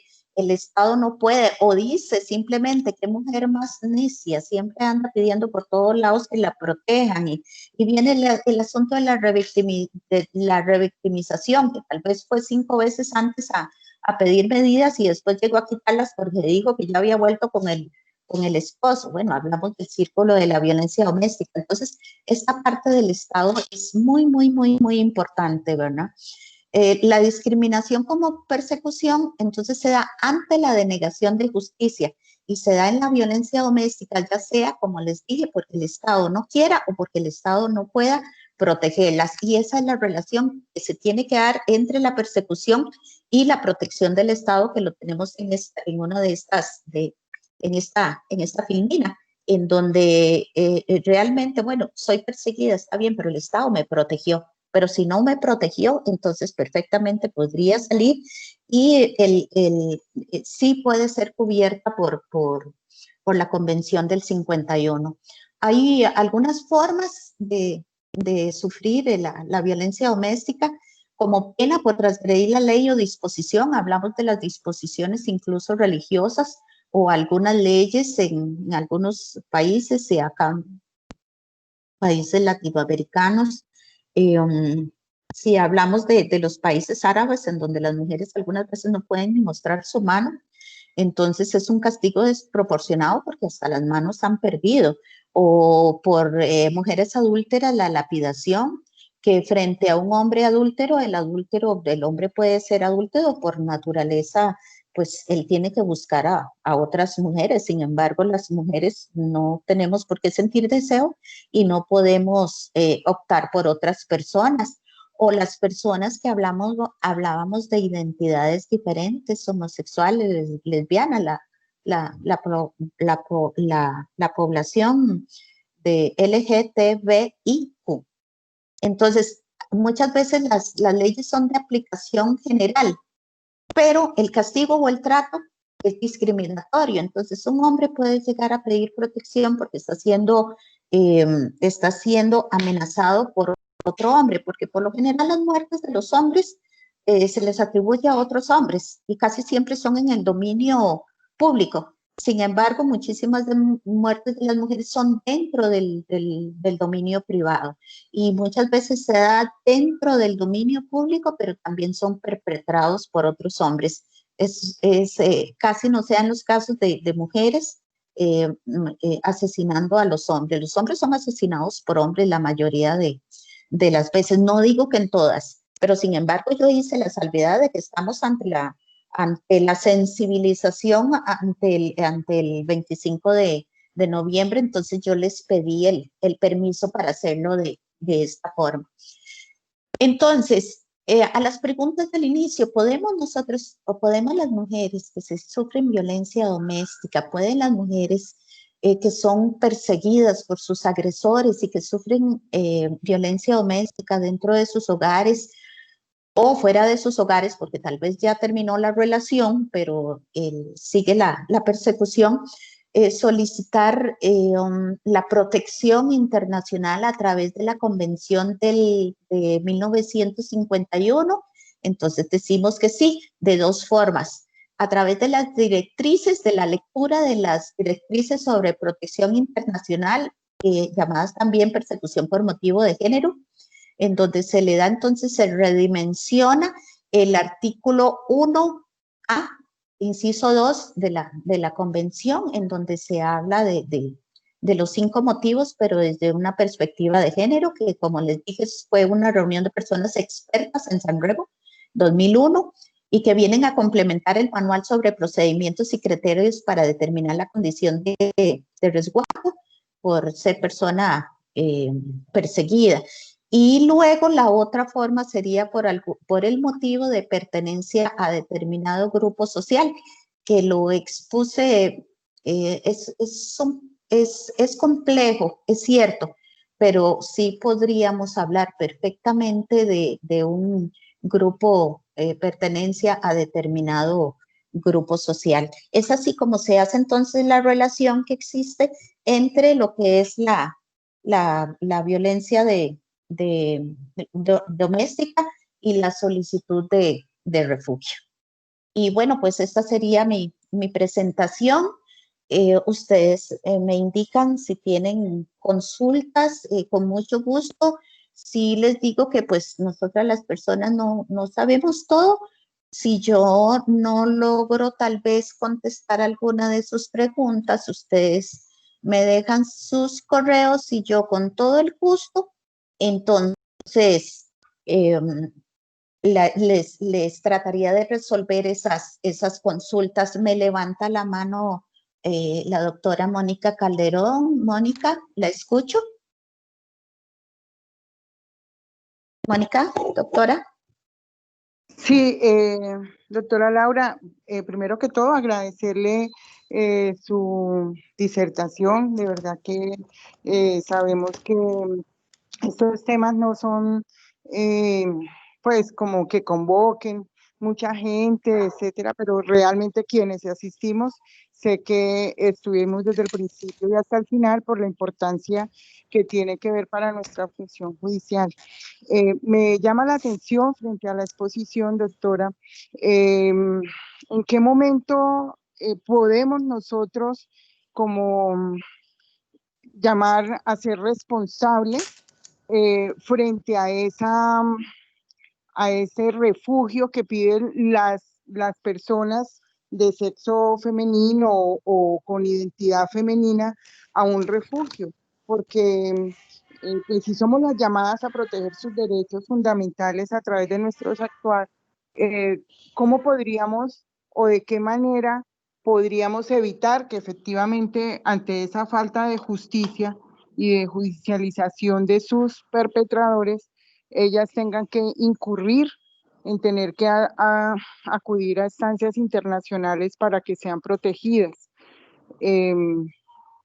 Podría afirmarse que somos responsables directamente de esa solicitud de refugio. Pues en muchas ocasiones sí, porque en muchas ocasiones existen las leyes, el ordenamiento jurídico tiene la protección. Sin embargo, la forma de aplicarlas no es la correcta. Tal vez no se tiene la perspectiva de género que corresponde, no se estudian las relaciones de poder asimétrica.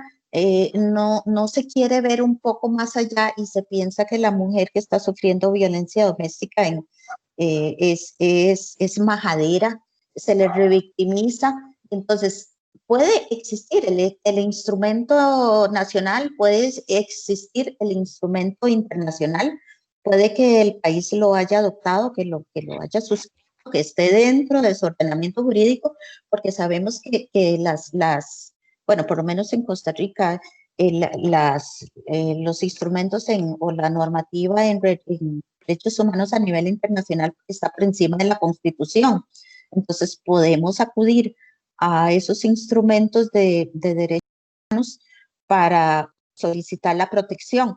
pero ¿qué hacemos si existe la protección, pero las personas administradoras de justicia no la aplican como deben, no le dan la mirada de género, no determinan si hay una relación de poder asimétrica y no quieren ir más allá? Entonces, si ese es el caso, podemos decir, porque pues el aparato judicial siempre va a ser parte del Estado, es uno de los poderes del Estado, significa que el Estado no está cumpliendo. Y entonces en muchas de las ocasiones sí, los funcionarios y las funcionarias, los administradores y administradores de justicia no lo están haciendo como corresponde, lo cual llega a ser un problema y obligan a esta mujer a solicitar refugio, a salir corriendo de su país para resguardar su integridad, para resguardar su vida y pedir o solicitar refugio en otro país. ¿Le queda contestada, doctora, la pregunta? Sí, doctora Laura, tengo entendido que Costa Rica tuvo un caso, creo que lo escuché en alguna conferencia por allá 2006, sería bueno como si su merced tiene ese dato para que quienes estamos hoy asistiendo a esta conferencia pudiéramos tener acceso también y ver allí sobre todo ejemplarizado cómo una persona puede acceder a esa vía ante la desidia y la falta de, como dice su merced, de visión de género, ante la misoginia de los funcionarios y funcionarias judiciales. Su merced recuerda ese dato, es que yo no lo tengo presente, pero sí sé que fue de Costa Rica que solicitaron ese refugio. Sí, Costa Rica, hay picas por violencia doméstica, ahí en México, ahí en Estados Unidos, ahí en Canadá, sí han solicitado el refugio por violencia doméstica. Le podría buscar la información y enviársela porque aquí yo no tengo la información, pero sí ya varias picas tuvieron que salir del país y en el país en que las reciben, hacen el estudio para determinar si realmente el Estado costarricense fue incapaz de brindarle la protección como nacionales. Y entonces sí se ha dado, y se ha dado también en materia de ticos que han salido del país por ser homosexuales y ser perseguidos. También se ha dado eso. Lo que pasa es que aquí no tengo a mano los detalles de esos casos. Sí, yo se los podría enviar si lo interesa para que ustedes lo tengan a mano. Sí. Muchas gracias, doctora Laura. De verdad que le doy la oportunidad a más compañeros si tienen dudas frente a su exposición. Bueno, muchas gracias.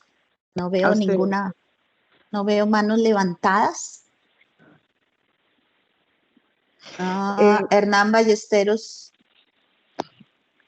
Bueno, pero lo que creo es que puso tal vez un comentario. Sí.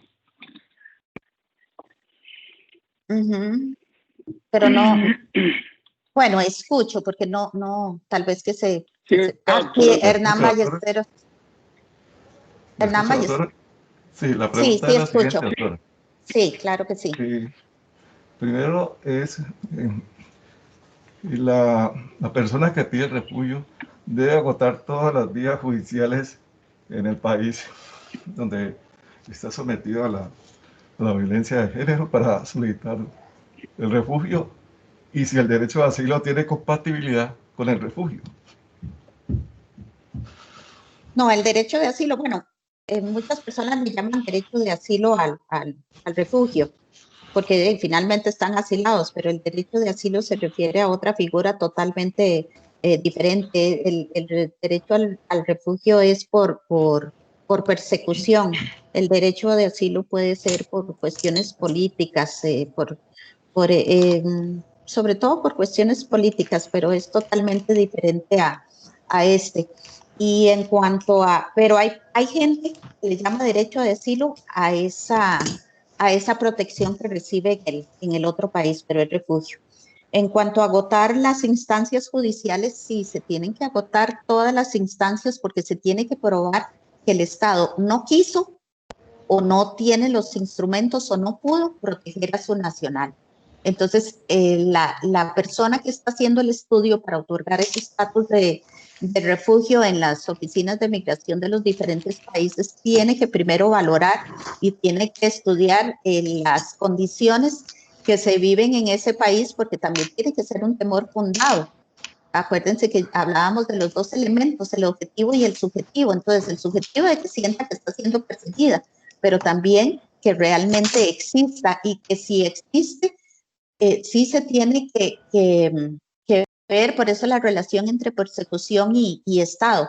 Sí se tiene que analizar si realmente el Estado no pudo proteger a esa persona, si acudió ante todas las vías. Por ejemplo, aquí en Costa Rica tiene que utilizar la ley contra la violencia doméstica, tiene que haber pedido medidas, tiene todos los recursos que da el Estado hasta agotarlos para ya después irse. Por supuesto que si, bueno, utiliza un recurso, utiliza otro, utiliza el otro, pues ya está casi a nivel de muerte, y en muchas ocasiones se da. Entonces, pero sí tienen que estudiar ese punto. Entonces, por lo general mandan a pedir todos los documentos que existen en el país, por ejemplo, en el Poder Judicial. Bueno, esta persona dice, yo solicité medidas de protección en el año 2015 y después en el 2016 acudí a pedir también protección en otro lado, puse denuncia penal, me dictaron sobreseimiento y entonces, claro, ya la persona tuvo que salir, pero sí tiene que agotar todas los recursos judiciales que da que se supone que brinda el Estado. ¿Quedó su pregunta? Sí. Don Hernán. Escucho. Doctora, aló, sí quedó muy bien, quedó completa la respuesta y satisfecha su ilustración. Sí. Bueno, muchas gracias. A ver, ¿quién más? Bien, si no hay otra pregunta, entonces, doctora Navarro, de parte del Colegio de Jueces y Fiscales de Cali, le doy todo mi agradecimiento por su disertación, un tema muy interesante, y como dijo la doctora Mónica, nos estamos aproximando al tema. La verdad, apenas hace poco tiempo la Corte Suprema de Justicia dio unas directrices relacionadas con el enfoque de género y el estudio de todas estas materias a la hora de tomar decisiones judiciales. Esto es una aproximación más al tema, vamos profundizando hasta que lleguemos al momento en que seamos conscientes que hemos sido formados en un mundo diverso, en un mundo, digamos que antagónico a la mujer, y tenemos que ir mejorando. Tenemos que superar todos esos límites. Doctora Navarro, muy agradecido a nombre de todos los colegiados y de todos los asistentes, a quienes también les agradezco su participación, y quedamos entonces convocados para otra oportunidad en que usted nos pueda regalar otra de sus interesantes disertaciones, doctora. Muchas gracias. Bueno, muchas gracias a todos y todas por lo que nos dimos para aprender y para compartir. Muchísimas gracias por haber estado aquí escuchando a todos y todas. Bien, muchas gracias, doctora Mónica, por su colaboración. Sí. Es que escuché que estaba hablando la doctora Mónica. Bueno, entonces está bien. Muchas gracias. Muchísimas Bien, gracias, doctora Laura. Hasta luego, por entonces. Muchas gracias. Gracias Muchas a los gracias. participantes, muy amables por acompañar al colegio en esta actividad académica. Que tengan buena tarde. Muchas gracias. Buenas tardes. Buenas tardes, muchas gracias.